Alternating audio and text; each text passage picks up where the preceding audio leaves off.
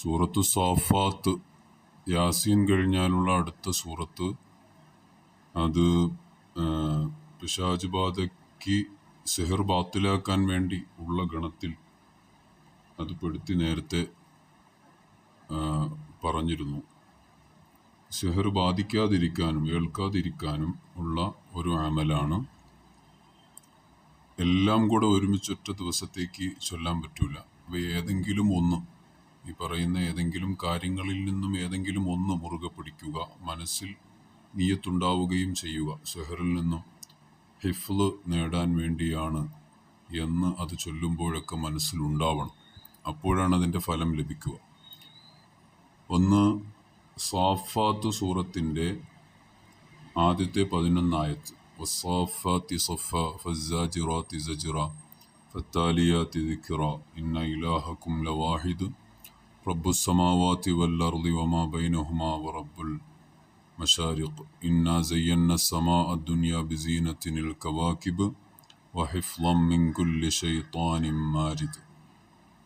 ഈ ആയത്തെത്തുമ്പോൾ, വഹിഫ്ളൻ മിൻ കുല്ലി ശൈത്താനിൻ മാരിദ് എന്ന ആയത്തെത്തുമ്പോൾ ആ ആയത്ത് ഒരു 11 പ്രാവശ്യം ചൊല്ലുക. വഹിഫ്ളൻ മിൻ കുല്ലി ശൈത്താനിൻ മാരിദ്, വഹിഫ്ളൻ മിൻ കുല്ലി ശൈത്താനിൻ മാരിദ് എന്നൊരു 11 പ്രാവശ്യം ചൊല്ലുക. അതിനുശേഷം ലാ യസ്സമഊന ഇലൽ മലഇൽ അഅ്ലാ വയഖ്ദഫൂന മിൻ കുല്ലി ജാനിബ് ദുഹൂറൻ വലഹും അദാബുൻ വാസിബ് ഇല്ലാ മൻ ഖത്തിഫൽ ഖത്ഫത ഫത്ബഅഹു ശിഹാബുൻ സാഖിബ് ഫസ്തഫ്തിഹിം വഹും അശദ്ദു ഖൽഖൻ അമ്മൻ ഖലഖനാ ഇന്നാ ഖലഖനാഹും മിൻ തീനിൻ ലാസിബ്. അങ്ങനെ 11 ആയത്ത് വരെ ഓതുക എല്ലാ ദിവസവും സുബഹി നിസ്കാരത്തിൻ്റെ ശേഷം. അപ്പോൾ ഇതൊരു ദിക്റ് കൂടെയാണ്. ദിക്റ് എന്ന ഖുർആനിലെ ആയത്തുകളാണെങ്കിലും നമ്മൾ ഇത് സ്ഥിരമായിട്ട് ചൊല്ലാൻ വേണ്ടി നിയ്യത്ത് ചെയ്യുമ്പോൾ ഇതൊരു അദ്കാർ പോലെ ആയിത്തീരും.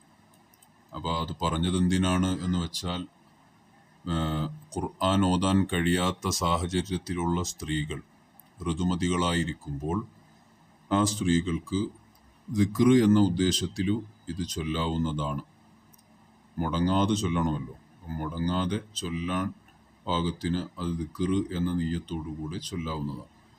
ഈ ആയത്ത് 11 ആയത്ത് വഹിഫ്ളൻ മിൻ കുല്ലി ശൈത്താനിൻ മാരിദ് എന്ന ആയത്ത് 11 പ്രാവശ്യം ആവർത്തിച്ച് ഓതി. ഇത് ഒന്നാമത്തതാണ്. ഇത് പതിവാക്കുക. ഇതിൻ്റെ കൂടെ തന്നെ ഇത് കഴിഞ്ഞതിന്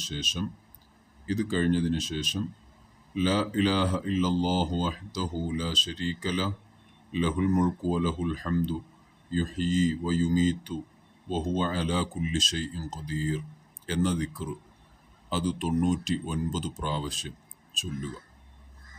ഇത് രണ്ടും ചെയ്യുമ്പോൾ ചൊല്ലിയതിന് ശേഷം നെഞ്ചിലേക്ക് ഊതുക. ഇത് ചൊല്ലുന്ന സമയത്തും അല്ലാത്തപ്പോഴുമൊക്കെ മനസ്സിൽ നിയ്യത്തുണ്ടാവണം.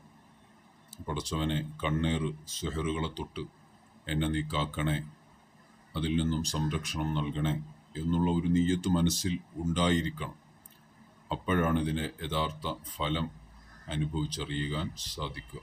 അല്ലാഹു തആല എല്ലാ ഐന് സിഹറുകളെ തൊട്ടും നമ്മളെ കാത്തു രക്ഷിക്കട്ടെ. ആമീൻ.